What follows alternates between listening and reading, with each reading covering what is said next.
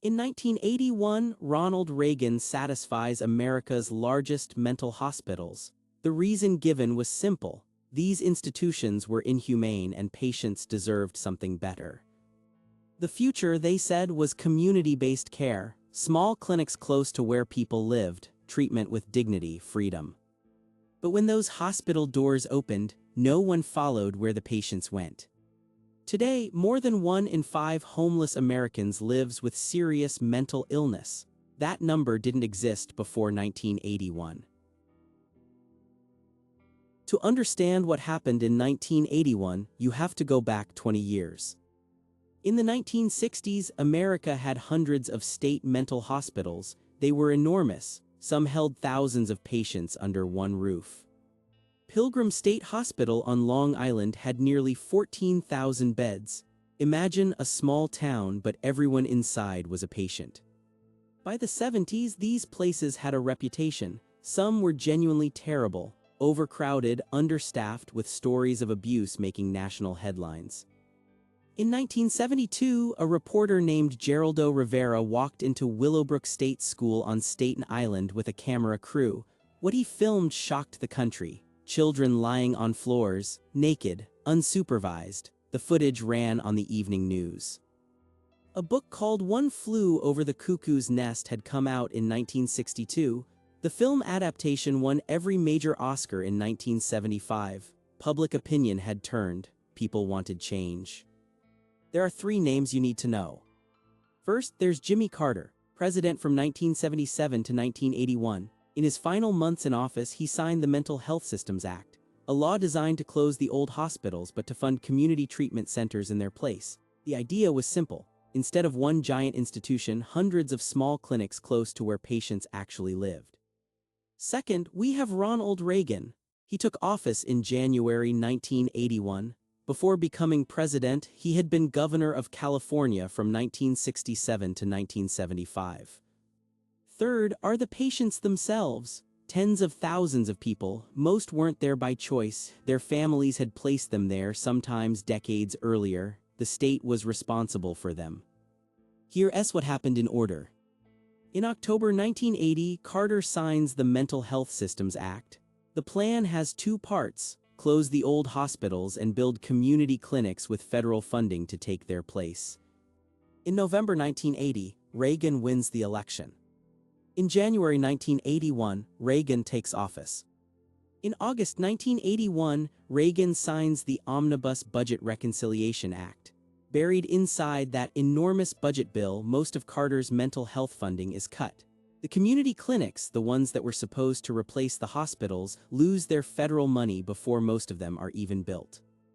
Through the early 1980s, state hospitals begin discharging patients in large numbers. The plan was for these people to walk into community clinics, but the clinics aren't there.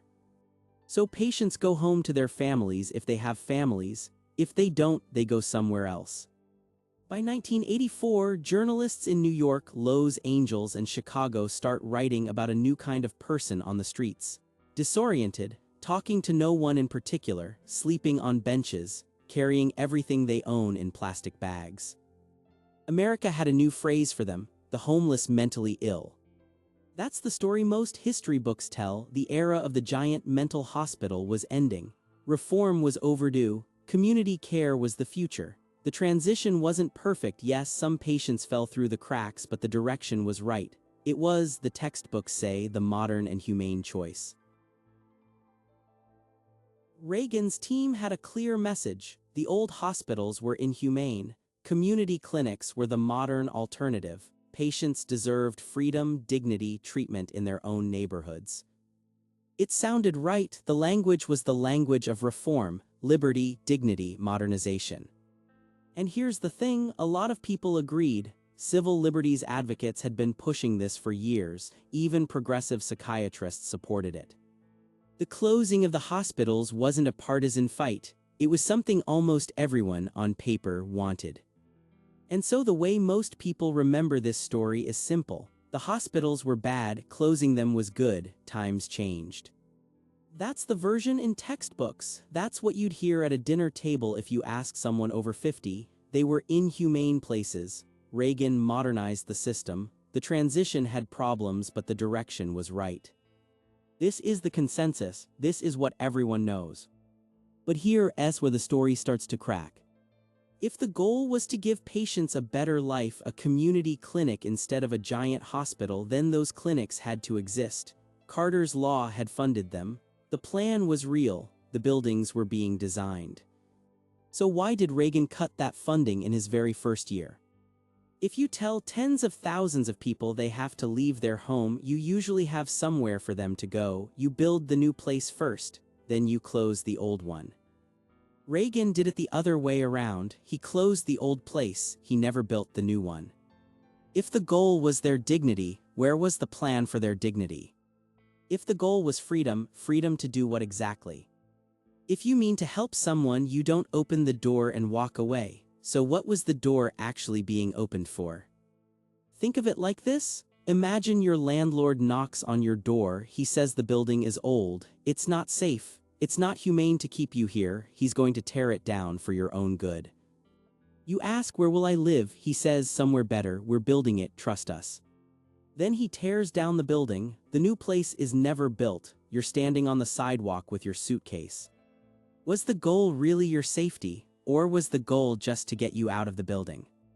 When someone removes you with no replacement, the removal was the plan. Everything else was the cover story. Reagan moved fast. He was inaugurated in January 1981. By August, 7 months later, the funding was gone.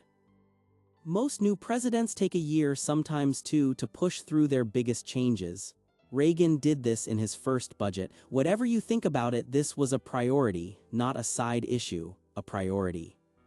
And the way most people read this is simple. A new president pushed his agenda. Different ideology, different priorities, that's how it works. Reagan had run on smaller government. He won. He cut spending.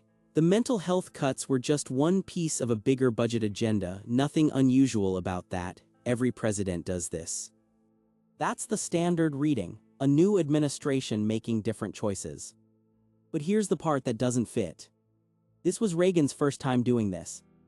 Go back to 1967. Reagan had just become governor of California. One of his first major moves was cutting the budget for California's state mental hospitals. Over the next 8 years, those hospitals released most of their patients. The state hospital census dropped from nearly 22,000 to around 6,000. The community clinics that were supposed to take over, same idea as the federal plan, were never properly funded.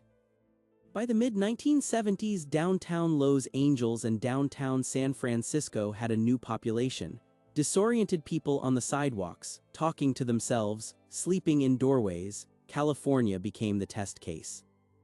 So in 1981, when Reagan took office in Washington and proposed the same kind of cuts at the federal level, he had already seen what happens. He had run this experiment for 8 years in his own state.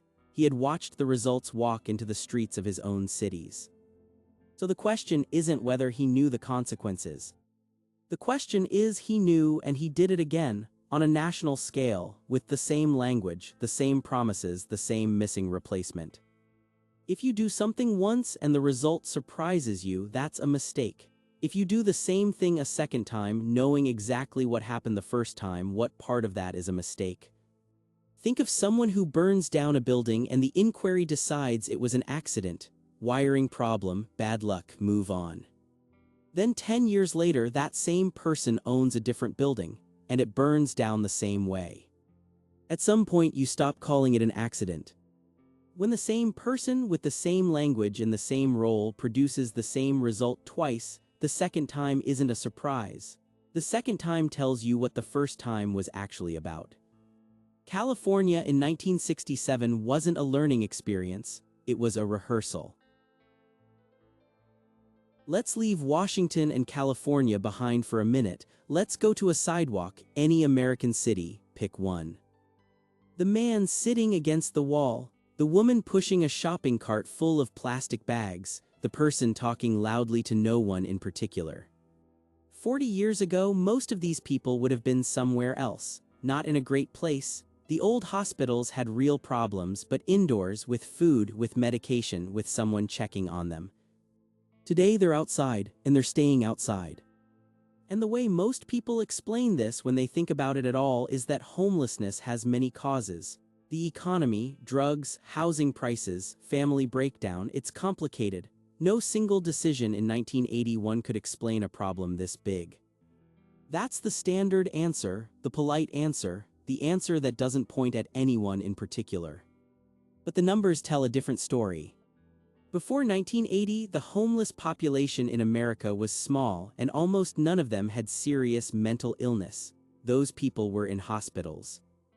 By the late 1980s, the homeless population had exploded, and roughly 1 in 3 of them had serious mental illness.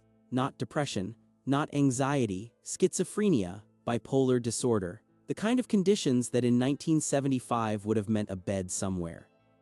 That number didn't come from the economy. The economy was actually growing in the mid-1980s. That number didn't come from drugs. Widespread drug use among the homeless came later. That number came from the buildings that closed. And here's the part that's hard to look at directly. The patients who were discharged in the early 1980s, most of them are dead now. They died on the streets. They died in jails. They died in their families' basements. They died alone in single-room hotels. 40 years is a long time to live outside without medication. Their families paid the cost. The neighbors who watched them deteriorate paid the cost. The cities where they ended up paid the cost. Emergency rooms paid the cost, and the patients themselves paid the highest cost with the rest of their lives. When a decision saves money on paper but the cost shows up somewhere else for 40 years, was that really a saving? Or was the cost just moved onto the people who couldn't push back?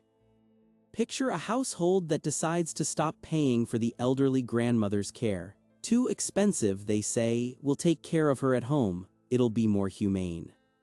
But no one actually has time to take care of her, so she sits in a back room, then she wanders out, then she's gone. Years later, someone asks what happened to Grandma. The answer is vague. Things got complicated. The system failed her. It was a difficult time. The truth is simpler. Someone decided not to pay. Everything that came after was the bill. 1981 was the decision. The 40 years since have been the bill, paid by the people least able to pay it.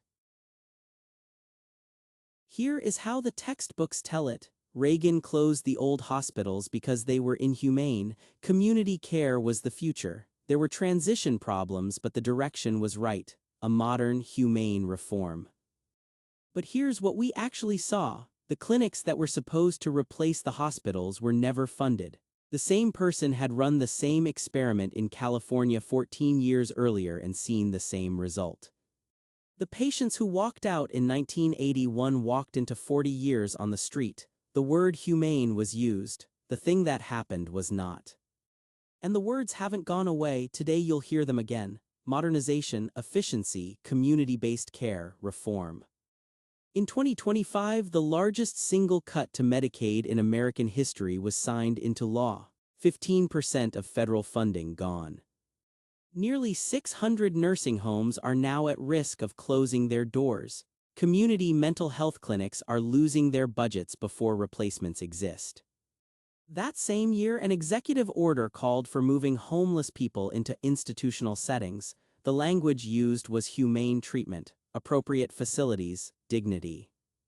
The vocabulary of 1981 is back on the news, just attached to different buildings and different people. So when you hear those words next time, modernization, reform, dignity, freedom, there are really only 2 ways to read them. Either it's a new era of new ideas, finally making things better. Or it's the oldest excuse in America, used one more time, on someone who can't fight back. Watch the buildings that close, watch where the people inside them go. That's how you'll know which one it is.